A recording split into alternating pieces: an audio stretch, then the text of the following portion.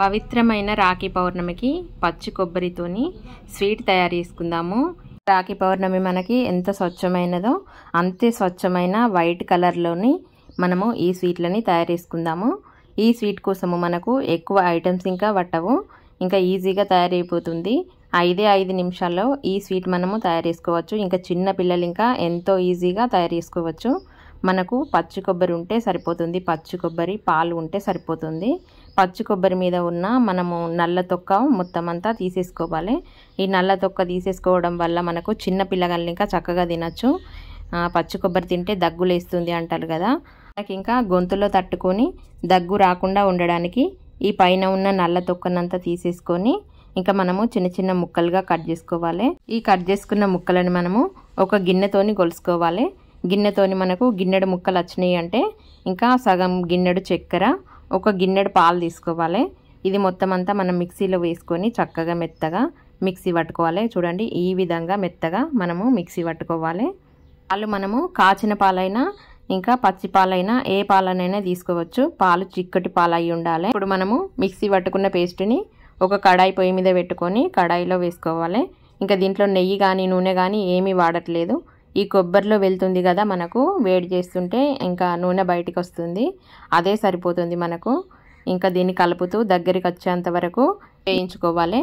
Gas ఇంకా మనము సిమ్లో పెట్టి కలుపుతూ వేయించుకున్నామంటే ఇది ఇంకా చక్కగా వేగుతుంది.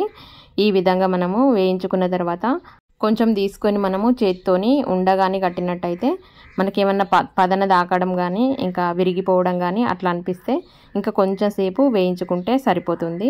ఈ విధంగా మనకు కడాయిలోనే ముద్దగా అవుతుంది అంటే ఇంకా మనము తీసేసుకోవచ్చు. చూడండి, ఈ విధంగా మనకు ఉండలా రావాలి. మన చేతికి పదన కానీ ఇంకా పగుళ్ళు కానీ ఏమీ లేకుండా ఈ విధంగా రౌండ్గా వచ్చేటట్టు చూసుకొని దించుకొని ఒక 2 ఇలాచీలని నల్లగొట్టి వేసుకుంటే సరిపోతుంది. ఇప్పుడు మనము కొంచెం కొంచెంగా తీసుకొని ఇంకా రౌండ్గా మనము చుట్టేసుకోవాలి. చూడండి, ఇక్కడ నేను సగం కొబ్బరినే తీసుకున్నా, నాకు 9 లడ్డూలు వచ్చినాయి. ఇదే విధంగా మనము మొత్తం అంతా ఉండలుగా చుట్టేసుకుందాము. ఇంకా మనము మొత్తం అంతా చుట్టేసుకున్నాం కదా, ఇప్పుడు మనము కొంచెం అంతా ఎండు కొబ్బరిని ఇంకా తీసుకుందాము. ఎండు కొబ్బరి తీసుకొని ఉండల మీద చల్లుకున్న తర్వాత ప్లేట్ మనము చేతిలోకి తీసుకొని ఇంకా ప్లేటుని రౌండ్గా తిప్పినామంటే చక్కగా లడ్డూలకి కొబ్బరి పొడి పడుతుంది.